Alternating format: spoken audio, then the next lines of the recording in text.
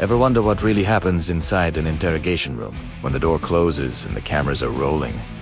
How do police get criminals to confess? Today, we're pulling back the curtain. I'm Matt Cox, and I have a very special guest with me, a former law enforcement officer who's seen it all. He's here to share the secrets, the tactics, and the jaw-dropping stories from his years on the force, from the streets to the box.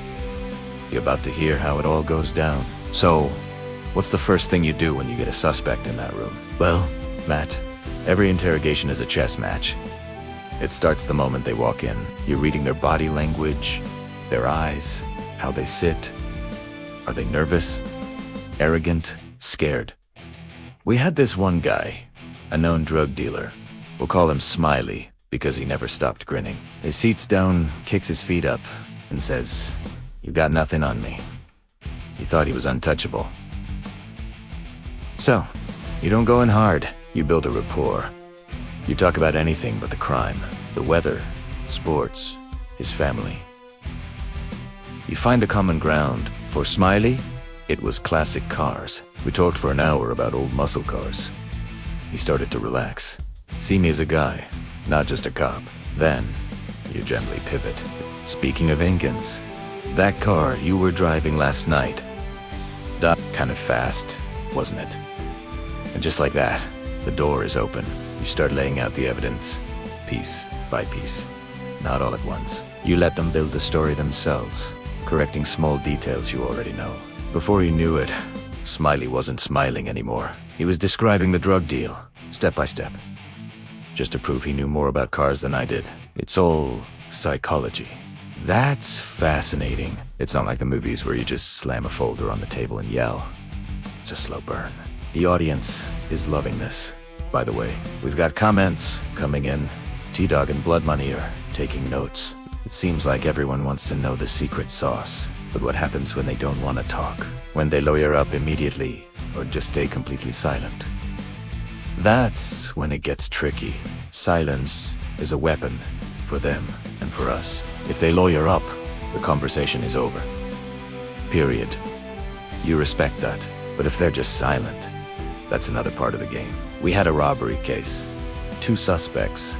We put them in separate rooms. The classic prisoner's dilemma. We tell the first guy, "Look, your partner is in the next room, and he's starting to sing like a canary. He's pinning it all on you." The first one to talk gets the deal. Now, is his partner actually talking? Maybe. Maybe not. It doesn't matter. What matters is what this guy thinks is happening. The fear of being betrayed by his own friend is often more powerful than the fear of the evidence we have. We let him sit there with that thought, stewing in the silence for an hour. The silence becomes his enemy. 9 times out of 10, when we walk back in, he's ready to tell us his version, desperate to beat his partner to the punch. It's about creating pressure without ever laying a hand on them.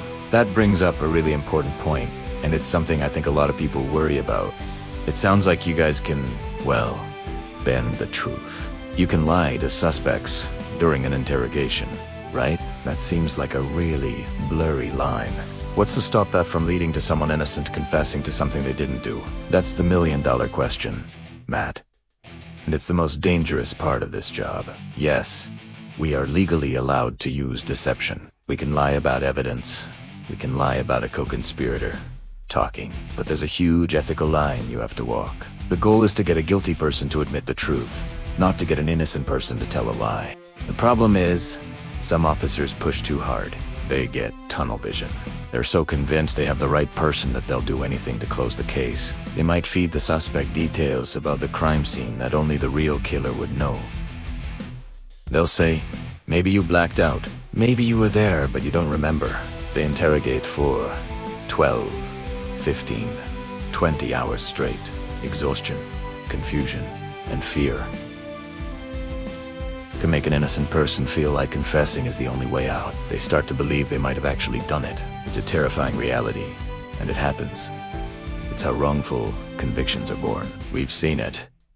That's a chilling thought. You're in this small, windowless room, and the people who are supposed to protect you are telling you you're a monster. So, for the average person watching this, someone who would never dream of being in that situation, What should they do if they find themselves being questioned by police? What are the absolute must-know rights? This is the most critical advice I can give. First and foremost, you have the right to remain silent. Use it. It's not an admission of guilt. Police are trained to make you feel like if you don't talk, you're hiding something. Ignore that. Be polite, be respectful, but firmly state, I'm going to remain silent. Second, and just as important, you have the right to an attorney. The moment you say, I want a lawyer, all questioning must stop. Don't say, I think I might need a lawyer. That's ambiguous. Say, I want a lawyer. These are not just phrases from TV shows. They are your constitutional shield. Never, ever go into an interrogation room alone. Don't think you can outsmart them. Don't think that because you're innocent, you have nothing to hide. Remember what we just talked about? The psychological pressure is immense, and your words can be twisted and used against you in ways you can't even imagine. Silence and a lawyer, that's your only playbook. This has been absolutely incredible. The comments are exploding. People are saying this is the best episode yet.